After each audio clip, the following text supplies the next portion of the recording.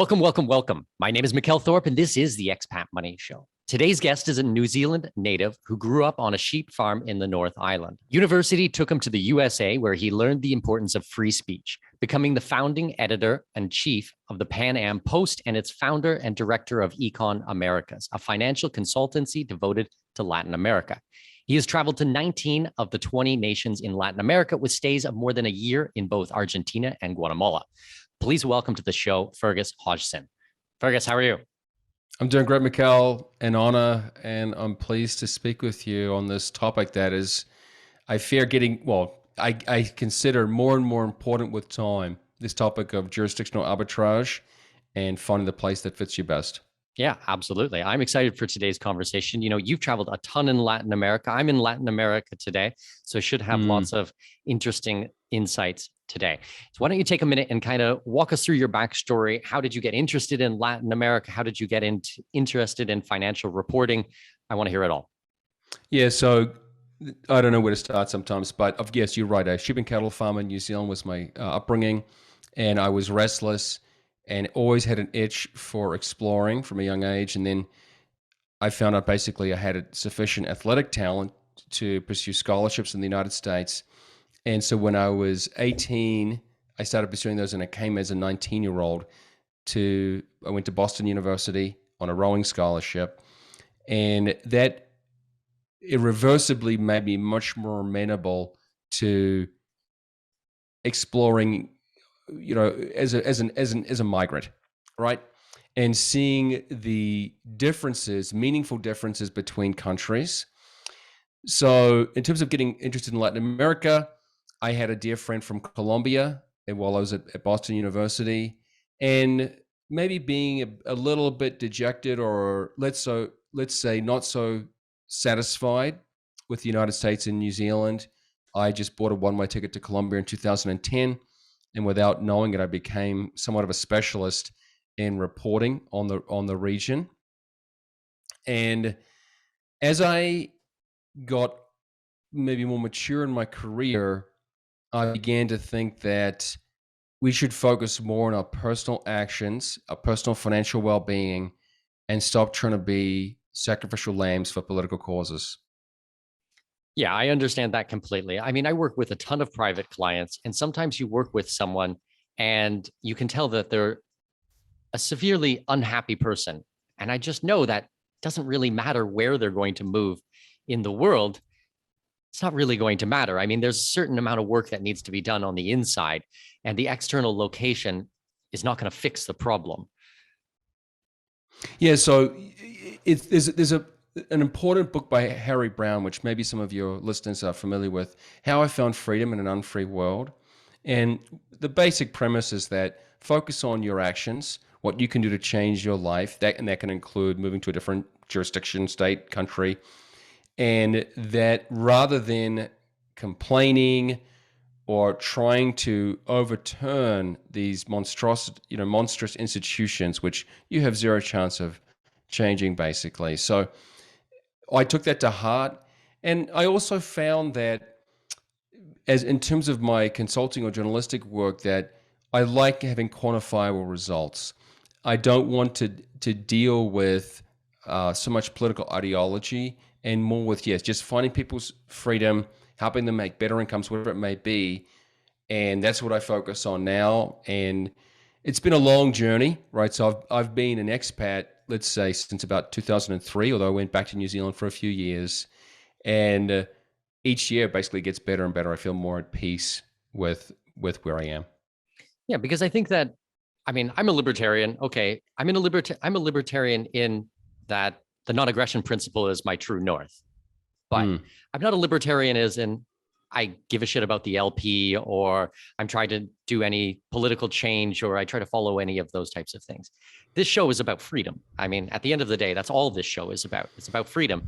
And for me, being an expat and living overseas and navigating things are real life things you can do in your life to have more freedom. And for everybody, it's completely different what that means. But this is the best vehicle I've ever found for it.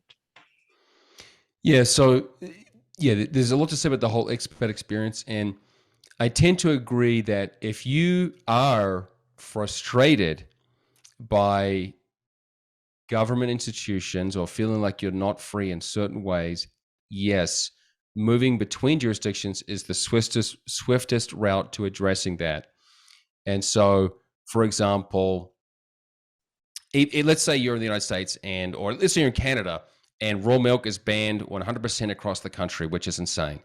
Ridiculous. Well, in Ireland, I'm also a citizen of Ireland, it's legal. You can just buy raw milk whenever you want. So people all have different, let's say, priorities in terms of their freedom. And often it's arbitrary which places have certain freedoms and which places have other freedoms. It can be confusing. Yeah, definitely. I mean, and today's topic is Latin America specifically, but I mean, we can talk about anywhere in the world. Everywhere is going to have strong points and everywhere is going to have weak points. I mean, it's going to be down to you as an individual to match that up for your value stream and for your list of importance. There's going to be a hierarchy on this. You know, for me, Panama is amazing, but for someone else, maybe it's terrible. You know, I grew up having to shovel 3 feet of snow every day in the winter, and I absolutely hate that. I want nothing to do with the cold weather. So for me to live at sea level and be close to the beach is fine. I like that very much. But other people, you know, it's terrible. So, I mean, that's a really silly example, but it just goes to show you on every level of this, it can. The nice thing about Latin America is you have the spectrum. In most cases, you have the spectrum here. It's a huge geographical range. You have different governments, different structures, different laws, different languages, climates, people. I mean, there's just so much to explore in this part of the world.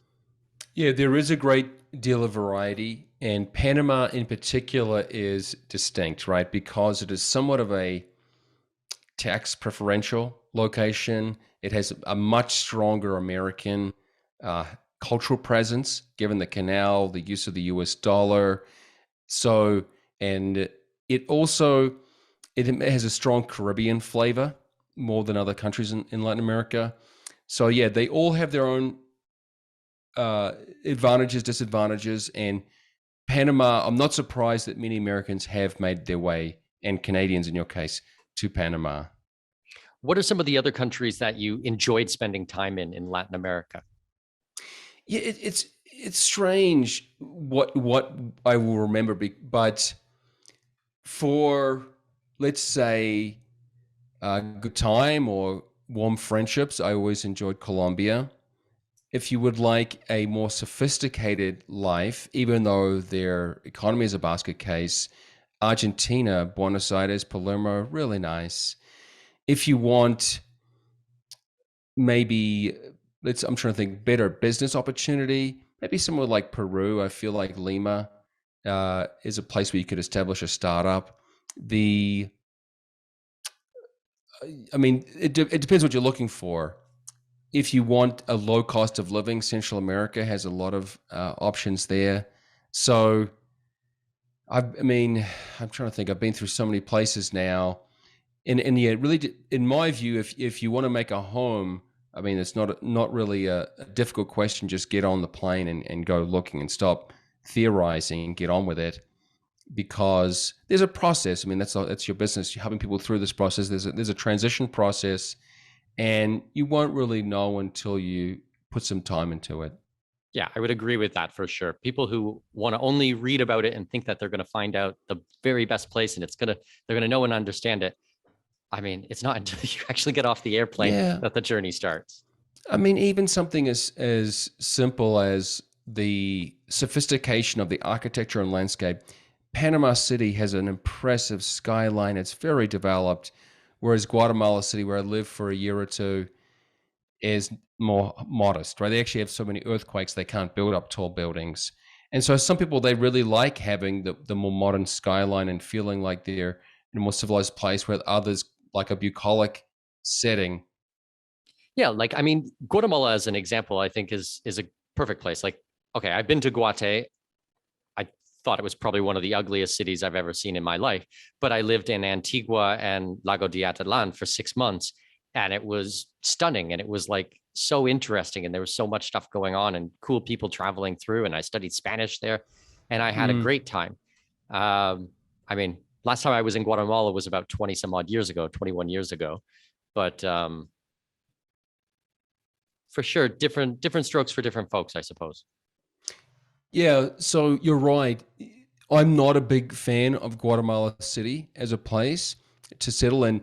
Most of the expats, as far as I can tell, do settle in Antigua, right? So town of maybe 40,000, I think, 30, 40,000 people. And it has a lot of history. And you have maybe an expat community around you. So you have you have a bit of both worlds. You've got the gringo or American cultural options, but then you can enjoy what Guatemala has to offer as well. So they will have international schools there. Antigua, yeah, it's a bit more diversified and set up for arrivals. Well, personally, and I'm not saying that this is the best way by any means, but it's what works for me. I like a mix of having foreigner expat friends and local friends. I never go to a place where it's all locals, and I never go to a place where it's all expats. I mean, even when we lived in Abu Dhabi and it's 90% expats, I still had friends who were locals that we would go and eat with them and spend time with them. It's hard to break into the culture, but when you do, it's very rewarding. But at the same time, for my own mental health, I want to be speaking my own language lots of times. I want people who are international, and it doesn't have to be like, oh, just Canadians and Americans. I mean, now I have friends from South Africa and Germany and Spain and Portugal and from places all over the world. And I like that mix on a daily basis. Yeah. So you and we both have online businesses, and we have incredible flexibility with our lives, our location. So that it's wonderful, but also at the same time, it can make other people not necessarily relate to us. They might have, I hate to say it, but more mundane jobs, lives, whatever it may be. And that's why I guess having other expats around us, we can relate to them better. At the same time, I guess one of the reasons to leave is to find a new cultural experience to enjoy. So that's where, like I said, a place like Buenos Aires in Argentina, they have a good mix of both, foreigners and a rich cultural history to enjoy. For sure, because I mean, this is not the digital nomad money show. I mean, I think that the big part about being an expat is learning the culture and incorporating yourself and making you fit the culture, opposed to always trying to make the culture fit you. I think this is a big, big difference, and why I love this lifestyle. Like, I'm always trying to learn the language. I try to learn the food. I try to learn the history. I try to have local people, but having a bit of a pressure valve where you do have people that you can relate to who are in a similar situation, for me, is the sweet spot. I like it on both fronts. Now, when you were in Guatemala, did you mostly spend time with just locals, or did you have a international group of friends as well? Actually, it was mostly locals. Yeah. So, although I must admit that this wasn't necessarily planned, but it tended to be the aristocratic locals, so the wealthier or more educated classes, just because they would be the conferences I would go to or the business events, whatever it may be. So, yeah, and it's Guatemala is a peculiar place where Panama, I suspect, is more just everyone mixes together well, but Guatemala has a much more stratified society, and so many people, even though they live in the same location, it's almost like they live in different countries because they just bypass one another. Yeah, I've seen that in lots of places around the world. I think that it's important as an expat to find one that there is a bit of a harmony between the local people and the expats, because most countries do need expats. They need foreign direct investment. They need the tourist dollars that come in. You know, these are important parts for many countries. And if they're like actually hostile to foreigners coming in, I mean, it probably doesn't make a great mix. I remember traveling through France, and they absolutely hated tourists, like with a passion. Like, they would rather spit on you than help you. And I have lots of great French friends, don't get me wrong, but I couldn't live in a place like that. I just couldn't, where they're so openly hostile. Yeah, and one point you made earlier about adapting to a different culture. We're not all the same. There are different cultures around the world, different values, different habits, different preferences, whatever it may be. And you cannot expect other places to change to fit you. It's just not going to happen. And you'll find yourself sorely disappointed if you think they're going to adopt, let's say, Canadian ways. So It is, yeah. That's one thing that people, I guess, should just always be aware of, that you're going to a foreign country and they have their own traditions, basically. And those, you may prefer them or not prefer them. It depends. Yeah, I think that if you are looking at things like as an adventure, like this is exciting to learn about. Like I've had some people go, "Oh, Latin America. Oh, I'm going to have to learn Spanish." Instead, others are like, "Oh my God, I get to learn Spanish. Like this is exciting. Like this is a new experience for me. And I'm going to use it in real life." And the joy that happens when you actually, go to the store or sit down or you ask for directions and you do it all in a foreign language and they understood you and you got the response you needed and you actually were able to live your life. Like simple things like that become so cool and neat. My wife's from mainland China. Like I learned from her every single day about a new culture and a new society and a different perspective on the world. Mm. I like this. I like the difference. I think that's what I'm trying to say. Is I like the differences. I'm not trying to fit everything into a box, which I understand. I like change. I like differences. Yeah, I don't see the language barrier as a problem either. Learning a language is really just a matter of immersion and getting on with it. And I just learned Spanish mainly in La Calle on the street, and now it's a part of my life. Of course, I don't use it every day, so it can dwindle, but I would never let the language be a big barrier. I just feel like humans have an incredible capacity to learn if put in the right circumstances. And so like you can, as you say, it's an advantage in many regards. So I want to get into some of the other countries. I thought maybe we would start with some of the really crazy places, if you will. Like I read that you had been to Cuba and Venezuela. I've been to Cuba, but I've never been to Venezuela. So I'm quite curious about that. Yeah, I mean, look, mate, in my role as editor in chief at Pen and Post, I got to go almost everywhere in Latin America, and fortunately, because I was working as a journalist, there's almost like a record or archive of all these trips from the articles I wrote along the way, and I got to go to Venezuela twice. Well, in 2014, and then at the end, so the new year in 2015. And this was right at the peak of, let's say, the conflict between the opposition and the Chavista or the communist dictatorship. That no, the opposition to the Chavistas and the dictatorship. And it was just a dystopian reality, a fascinating time to be there with all the lines, with the hyperinflation, with chaos. And I still remember being up in a tall hotel in Caracas, and I just written an article, 10 reasons why, just a satirical article, 10 reasons why I'm a Chavista, to basically mock the regime. And it was going viral around the country, and I was thinking, gosh, how is this even possible? I'm not even from here. And there's that saying, no man is a sage in his native land, or something like that. And so I felt that, and many of my dearest friends are Venezuelans and exiles now. And they obviously in their lives have shown the merits of leaving, right? Leaving a place and finding better opportunities, because Venezuela has become a nation in exile, much like Cuba, where the middle class or educated classes left a long time ago. And so there's almost like a lost or forgotten nation that was, let's say, the 70s and 80s of Venezuela that people cling to or reminisce. But now the country is largely hollowed out. So, yeah, there's a narco dictatorship there. Yeah, lots of Venezuelans here in Panama. I mean, I've traveled pretty extensively in Colombia as well, and it's tragic the Venezuelans that are there because I mean, you've got about 2 million refugees in the country, and a lot of them are young males, and there's not enough work to go around, and there's a lot of problems because of this. In Panama, we don't have the same kind of problems because they all have legal work permits to be here. And my barber is Venezuelan. He's an awesome guy. I mean, there's so many great people from that country, but it's truly tragic what's happening there. It is tragic because, of course, the country had a promising trajectory, and there was a famous tower, or Torre David, the Tower of David in Caracas, that was hoped to be this big, like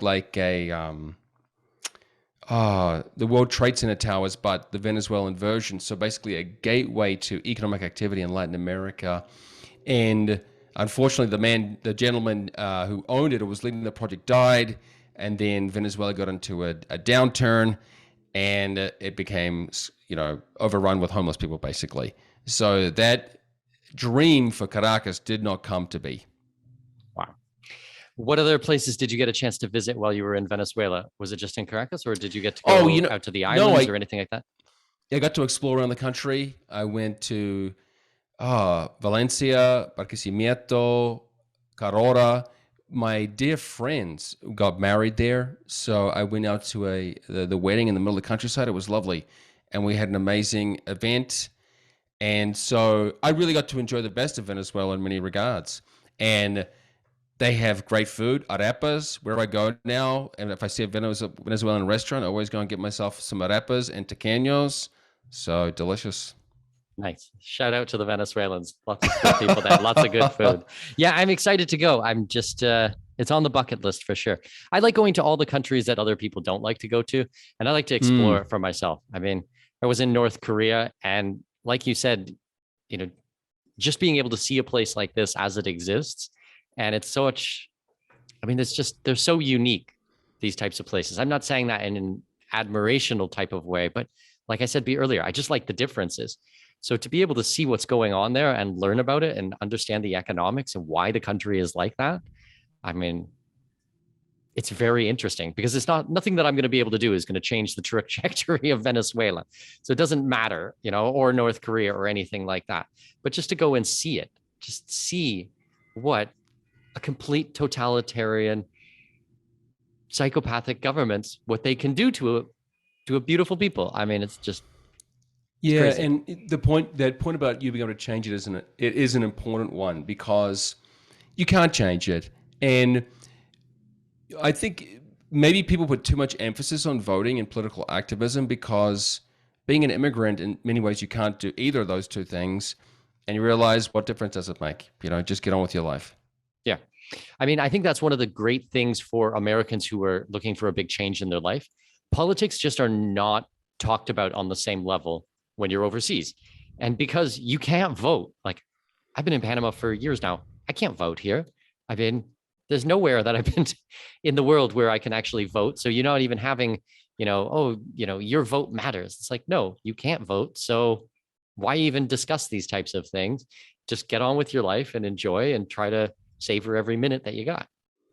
Yeah, exactly. And you soon realize that it's not a huge loss, your lack of the right to vote. And so I haven't voted in maybe 20 years now. Yeah. Okay, what about Argentina? Because I mean, they're not as far gone as Venezuela, but they're certainly flirting with a lot of the ideas. I mean, it's an economic basket case down there.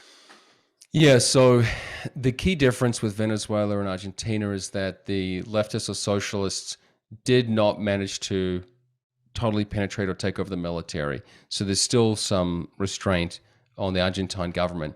But the reason why Argentina is particularly interesting is the way that there is, let's say, a distinction between the basket case policies and the life that you can enjoy there. So even though Argentina has inflation of about, I think, 30 or 40% right now, and it has an insanely interventionist government, if you go there as an expat earning a foreign income, you can really enjoy your life there. There's great food, interesting people. There's a very, let's say, erudite or educated class you can enjoy. You have incredible nature and history, many places to explore in the country. So if you are earning Argentine pesos, you've got a problem. But if you are a foreigner going there, you're in a much stronger position to really enjoy a great place. Yeah. And okay, there's a ton of cultural things. For me, I really enjoy organic food. I'm a big meat eater. I'm not one of these woke leftists who is going to submit to eating bug burgers or anything like that. Like, I like South American beef. And even talking to my friends in Brazil, even talking to my friends in Uruguay and stuff like that, a lot of them have to admit that Argentina is the king when it comes to this. Yeah, so They have incredible empanadas. Amazing. So I got fat in Argentina eating empanadas, and they deep fry them in beef fat. Amazing. So yeah, they have incredible food, super affordable. Obviously, the carne asada is the favorite, let's say, barbecue beef, which is amazing too. So there's a lot to enjoy there. The point I was trying to get to before, which maybe didn't come through, was the way that good news, the slow development of a nation doesn't make headlines. So often you can become distracted by all these negative headlines, which aren't necessarily inaccurate, but they're not the full picture. And so, especially when it comes to the protectionist or interventionist government in Argentina, this is a fact that they have that. There's an enormous informal sector, and you can buy almost anything on the informal markets. So, what is it called? Mercado Libre, I think, is the Amazon or Craigslist equivalent down there, where you can get a lot of things basically at very affordable rates. And so the people there have basically learned to work around their government, and the sticker price is often not what you have to pay. Well, I've heard the similar things from former USSR countries where it's like, all right, these are the rules. This is what the government says, but there's always ways to navigate it. There's always ways to work around it. And although this might be the official rules, it's not the reality on the ground. Exactly. And also, Buenos Aires is a big haven right now for cryptocurrency or blockchain innovation. It's one of the big capitals for use of cryptocurrencies, especially in terms of being paid, because people want to be reimbursed or paid for their services, and not in the domestic currency. So that their failures in terms of currencies or in terms of dealing with inflation have made them more amenable to innovation. I mean, I get that completely. I remember having a conversation with a Brazilian friend of mine. I think I was actually one of my Brazilian lawyers. And we were going back and forth. I think I was engaging his services for some work or another. And he was saying, cryptocurrency is nice in Canada and the US and Panama, where you live. It's a nice to have. But here in Brazil and Argentina and stuff, it's a necessity. Like this stuff is like absolutely needed. Just to remit funds outside of some of these countries, they levy massive taxes on it, like huge percentages. It's becoming more of a necessity in Canada too. As we all know, your financial sovereignty or privacy in Canada has been destroyed. So, one of the interesting insights or tidbits coming out of this, basically stealing of bank accounts by the federal government in Canada, was that they could not freeze or steal people's cryptocurrency accounts. They didn't have the capacity to do that, which tells you, if you feel threatened, even Canada is coming for bank accounts these days. Which is ridiculous to think about. Like, I mean, I just never thought that would be the case. Canada is supposed to be a free country. It's supposed to be, a model, or that's how they wanted to show themselves, as a model for the rest of the world. And they've just turned out to be one of the worst. I was watching some clips from Parliament a couple of weeks ago, and I think it was called Proposition 100, where now the government can seize your primary residence. It can seize any property, including your primary residence, if you're protesting and going against what the government says, or these same type of things that led to the seizing of bank accounts. So what are they going to do? Break into someone's house and throw them on the street in middle of December and -20? Like, that's an actual reality. Like, that's being passed right now as law in Canada. Like, this is bonkers.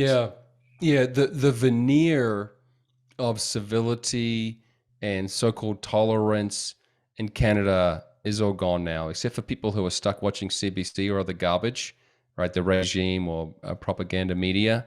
So anyone who thinks for himself and follows alternative media knows that Canada is in a bad situation right now. And there's just a huge difference between what you hear in alternative or independent media, real media, versus that which is subsidized by the government. Is basically seeking to propagate ideas that will defend tyranny or an ever expansive state. And I just find it Canada is a sad story for me because, like, I mean, you were born and grew up there, but we did have Canada has had this image of, yes, civility, decorum, and I just feel like that is long gone now. It has evaporated quickly. Well, and it's an interesting point for today's conversation, speaking about Latin America. And we can look at countries like Venezuela or Cuba and look at what's happened. It's not like we don't have examples to point to. And then, I mean, I was reading reports that some Venezuelans were eating their pets. They were eating the bark off of trees because there was not enough food there. And hardcore communism, this is what happens. And it's like they want to bring this to other Western countries. I'm like, are you absolutely mental? Can you not see? Do you never look at a history book? Right. Well, I don't know. I don't know how much your listeners know Canada, but if you look at guys like Jagmeet Singh and the current prime minister, I mean, it's almost unspeakable how communist in orientation they are. When guys like Singh promote Fidel Castro over Twitter, openly celebrate the worst of the worst tyrants, that is not a good sign. Let's put it that way.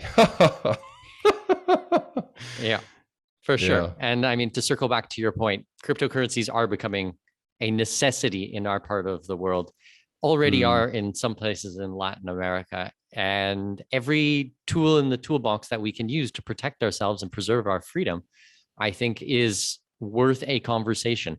And that is absolutely what I am trying to do on this show. Yeah, well, people in the most, that's the most developed nations have become a bit fat and happy, or did become lulled into false sense of security. And those days are over, right? Those days of just basically trusting the system or whatever are obsolete. That approach. And you really have to, yes, look at jurisdictional diversification and consider your options beyond just the regular way of life. Okay, so let's go back to Argentina because we didn't really finish that one. And I think that there's a ton to explore. So why don't you, I don't know, paint me a picture? Like, what was your life like there? Because you made an interesting point that Argentina really only gets the headlines of being, a crackpot economic situation. But you did mention that there are some good things about the country for lifestyle. So I want to understand from the personal side, what was your life when you were living there? What was it like?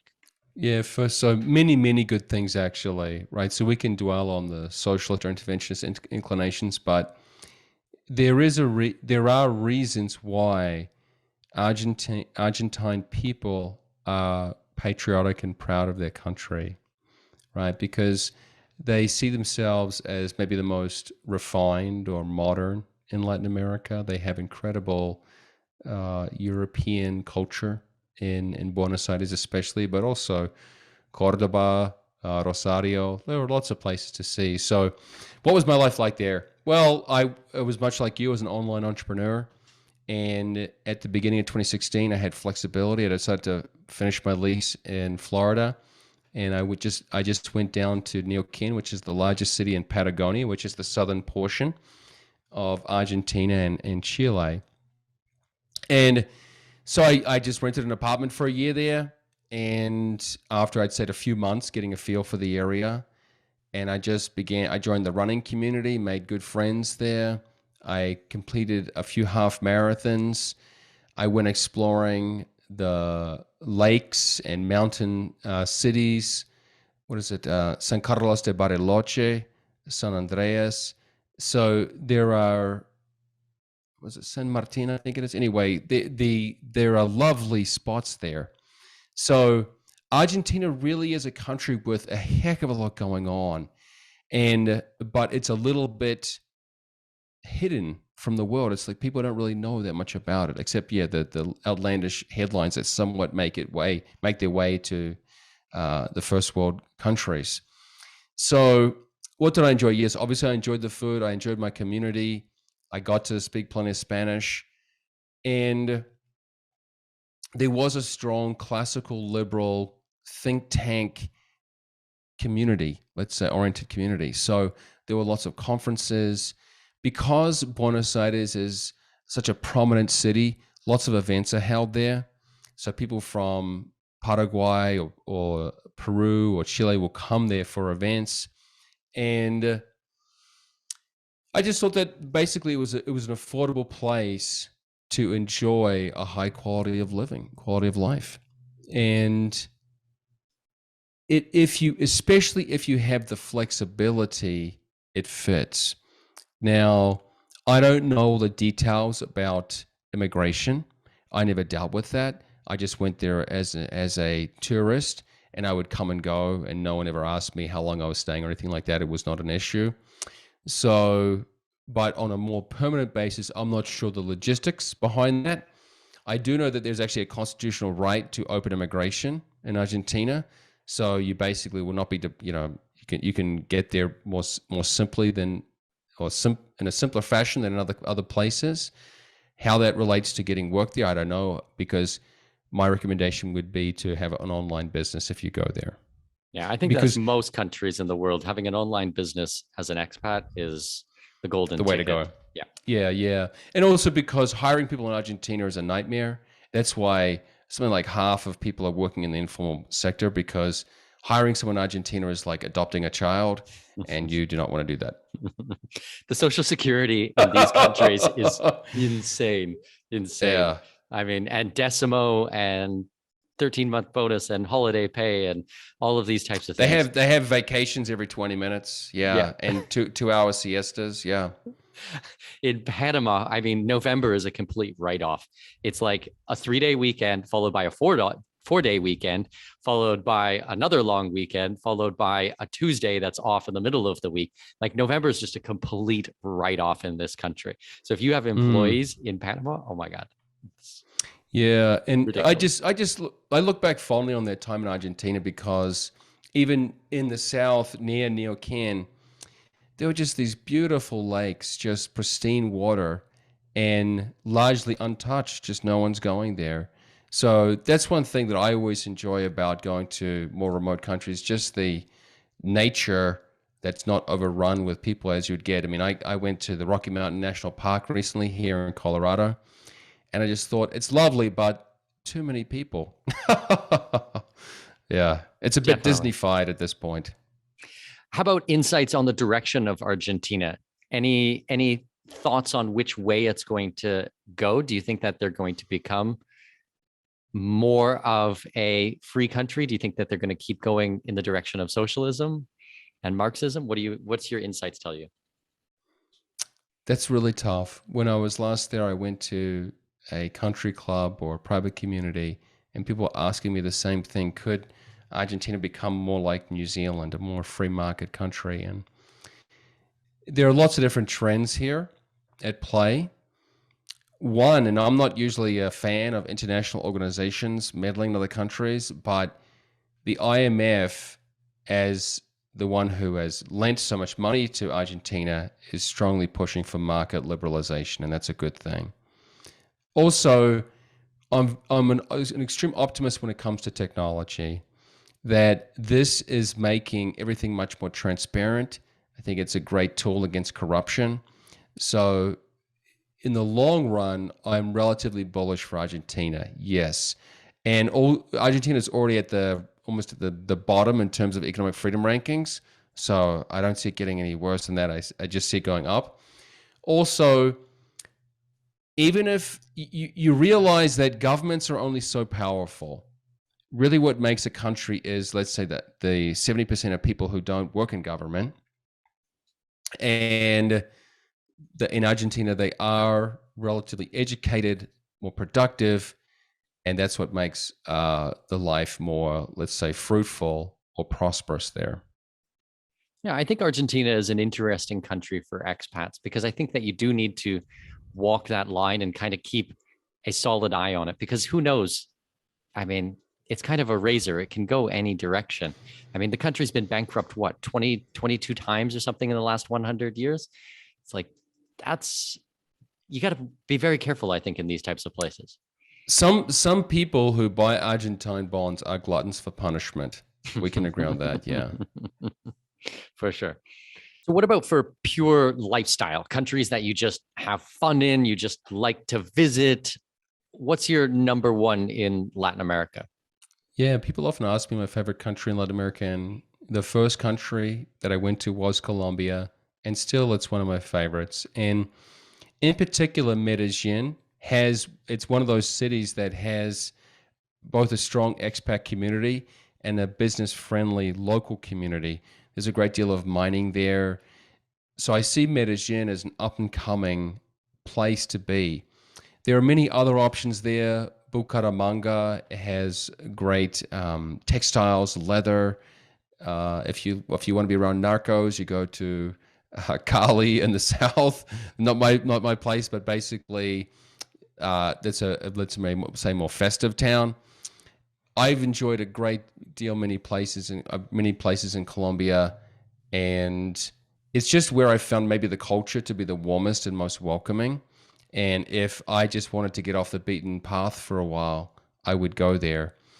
Although I should say, if we can inject one other country, I remember years ago when I was in the south of Peru in a place called Tacna, I remember thinking that if I just wanted to learn Spanish and just breathe free for a while, I would go there. These are more remote places that have great weather and just allow you to live affordably, get to know the locals, and just be in 100% immersion. I would go there. So Tacna is in the south of Chile. South of Peru, I'm sorry, right on the border with Chile. Fantastic. Yeah, Colombia is absolutely one of my favorite places. I went there for 2 months back in 2003 or 2004. And then I took my family there again last year for about 3 weeks to go visit some friends. And it's just a joy to be in that country. I mean, there's just so many cool people. They're so warm, and there's so much history and things that have happened there, but they've not let it beat them down. I mean, you'll find lots of positive, upbeat people, and Medellin is like so much fun. Like, beautiful place. Medellin is a beautiful city, great place to be. Yeah. And the weather there is like, if you guys are listening to this and you don't want Panama with the super hot and humid, I mean, Medellin is like that springtime weather. It's rain, it's super green. You have like nature everywhere in the middle of the city, and it's mountainous, and it's just, I mean, the topography is incredible. Yeah, it really is a beautiful place, and they say it's the city of eternal spring in terms of the weather. As for Peru, we got a Peru trip coming up right now, basically, and it'll be my first time in Peru, so I'm super excited. It's not really a work trip. Everything for me is work, and everything for me is fun, all of the travels. But I take my wife there for her birthday. So we'll go see Machu Picchu and a couple of the other sites. But at the same time, I'll still try to schedule some things with, some of the law firms, or view some real estate, or try to understand. But we're pretty excited for Peru. I think it'll be awesome. Have a great trip, mate. Actually, yeah, so the borders have moved a bit. Peru took a bit of Ecuador. Chile took a bit of Peru. So it's changed over the years. Okay. Yeah, it's funny too, because we help so many people set up offshore bank accounts, company formations, move money out of other countries. And in the last couple of years, there's been tons coming from Peru. So I'm also curious to kind of understand and learn more about the political and the economic situation there, because they're definitely going down that Marxist route, I think, as well. Yeah, it's been the last presidential election in Peru was a torturous one, with one of those pick your poison situations where you had the daughter of this murderous dictator from the 90s, Fujimori, who fought the Marxists, but he was a dictator in his own right, and then a full-on, basically communist sympathizer, teacher union leader. And you wonder, man, what do you do with that?